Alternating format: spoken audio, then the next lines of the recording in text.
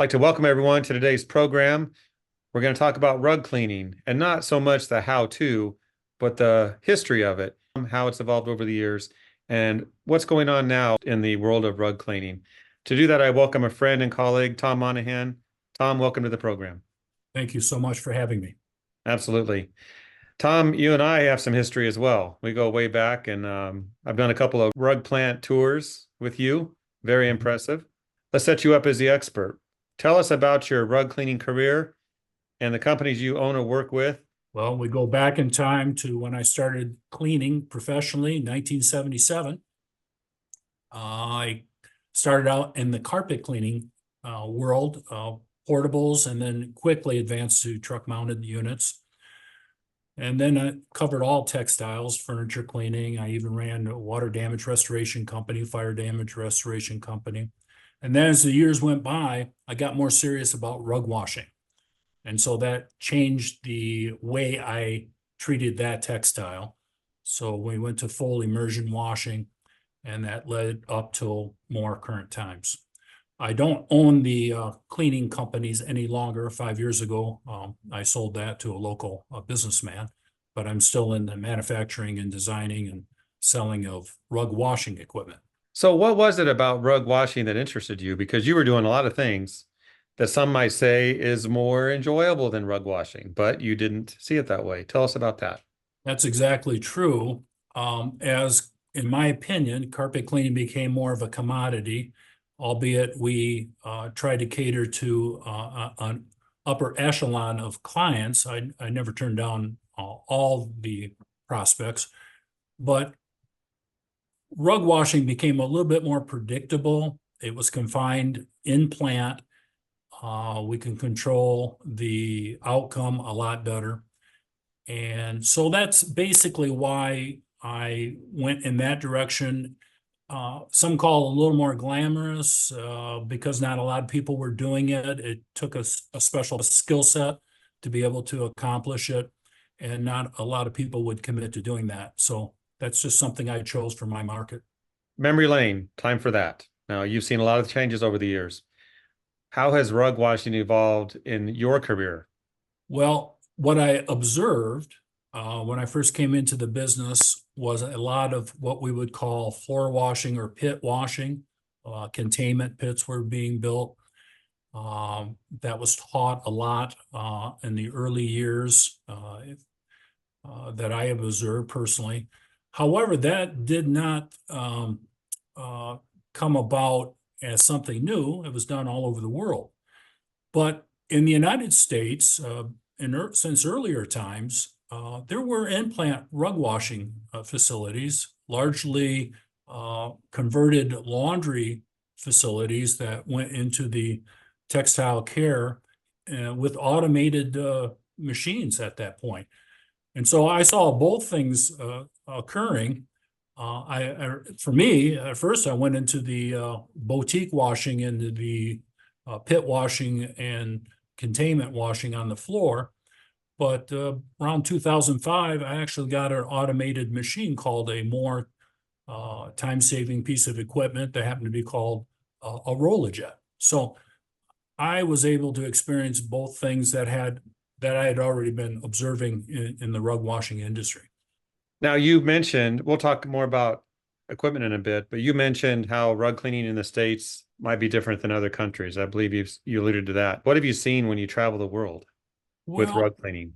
yes, it depends on the scale, the economic scale. I've seen floor washing, river washing, washing in bodies of water like lakes, and then scrubbing, almost harkening back to when you would wash clothes on a washboard.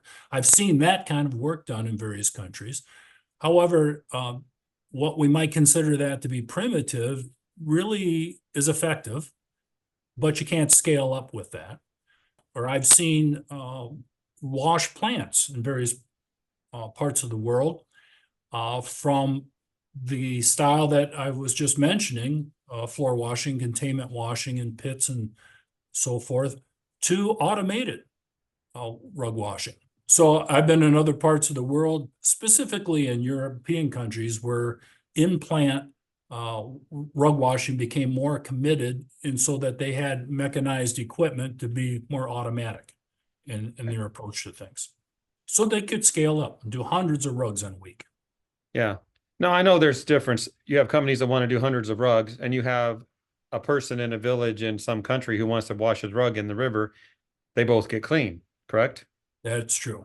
If you were to name some top innovations that have improved the rug cleaning industry, what would those look like? What would they be? Well, doing a little research, I reached back to the turn of the previous century. So going back into the early 1900s, uh, largely due to the laundry plant facilities who already understood using equipment to scale up to clean linens and clothes and things of that nature. They entered the rug washing in plant. And the innovation there was machinery to help them dust rugs and process washing rugs and drying rugs. So that was the emergence of rinse rug wringers. And they basically mimicked the washing machine that grandma had back in the day, where the rugs would wash and then you would crank them through a wringer and so forth. They were just bigger machines at that point.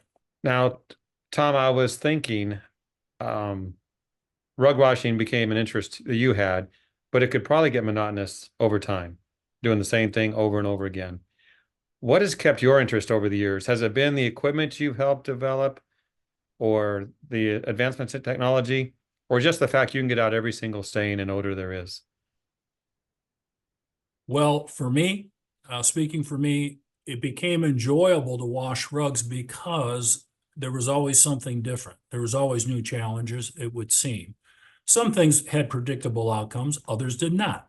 And so those challenges required a more sophisticated approach, perhaps a skill set that could not be learned overnight. In fact, it never ends, the learning process of rugs. What I also liked was the hand woven rugs were essentially art that we walked on.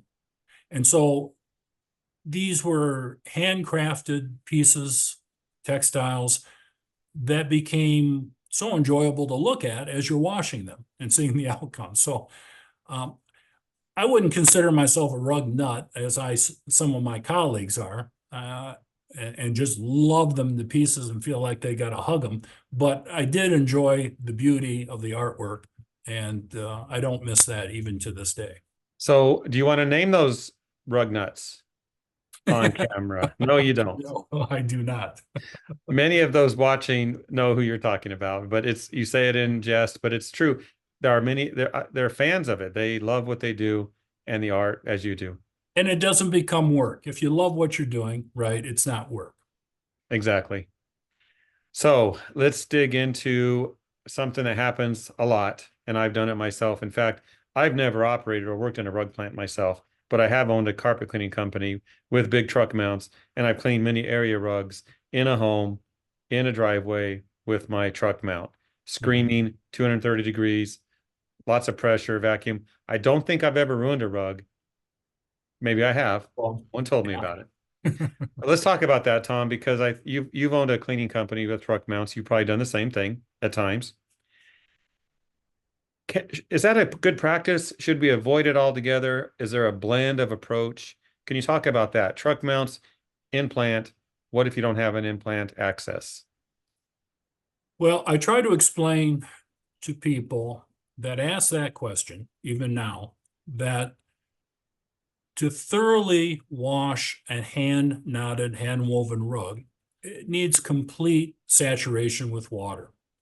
And there's an inability of doing that with a truck mount. So basically, can you clean or make the appearance of a rug clean? And I'm talking about hand woven rugs with a truck mount.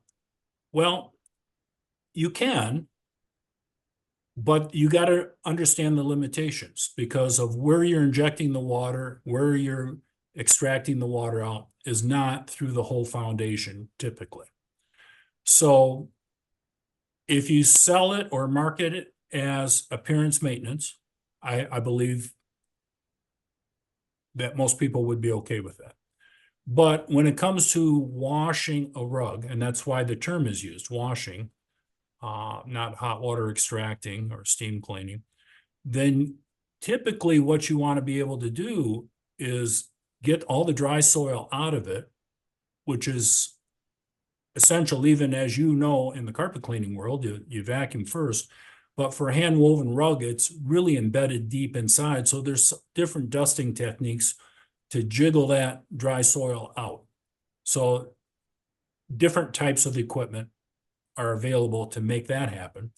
And then to completely wash a rug, you need to be able to completely rinse a rug and completely, if as much as possible, get the highest percentage of the loose water out of the rug after it's sopping wet. And so that's where in-plant washing with the various styles of equipment become superior. You used a term, I don't know if I've heard in the industry, jiggle the dirt away. Is that a Tomism? Tomism? Just something that extemporaneously came out of my mouth. That's correct. We all know what you mean. I don't know, Tom. When I cleaned area rugs and driveways and there was red dye running down the driveway into the street, I thought that was normal. Well, it depends on the textile. It might be normal for that textile. No, that, But that's another reason why you need a controlled environment. And that's another reason why top cleaning in somebody's home is probably not a good process. yeah, I agree with that. Yeah. I don't know when it was, Tom, but years ago, I think you called me or texted me and you said, "Hey, we acquired more time-saving equipment." And I'm like, okay, So what? I didn't know what you, but I've learned that it's a company that's been around a long time. So you own it. I know you were excited about it. I mean, you called me and there were many other people you could have called. Maybe you did call everybody. I don't Yeah. know. What does that mean for Tom Monahan and your company owning more time-saving equipment? Well, first of all, by calling you, that means that you're a big shot. And so you needed to know. But for me, uh, becoming part of that storied company. This is an aerial view of the more time saving equipment operation in Elkhart, Indiana. You can see all the cars in the parking lot. That was the supporting staff of about 50 men that worked on the floor in this building right here. You would also notice in the parking lot, they took in used pieces of equipment for the purpose of refurbishing and repurposing them to the public. The Moore family actually bought the houses right next door to their operation and actually had tunnels underground so they could safely leave the facility into the homes in times of war, if that should happen. Remember, the company was started in 1949, and all during the Cold War, the threat of atomic blasts were real on the people's minds. You know, it demonstrated American ingenuity because back in 1949, when it came into existence, it was not that it introduced rug washing that hadn't been introduced before with machines, but the style and the traction it got because of the style of its development became very impressive. It became an international company. And in 2012, there's a lot of clients out there that were concerned about parts and servicing of their machines. They're out in the marketplace for decades because they stood this test of time. So it was important for me to be able to acquire that company and keep the legacy going, and which worked out. I bought the company from Ron Moore, the son of the founder, Arthur, and his uncle Greg. So that's what it meant for me, and it's been going on strong now. This year is 75 years in existence. And so our clients appreciate that. We've, of course, had built brand new more machines since the acquisition in 2012. And so we got new versions out in the marketplace as well.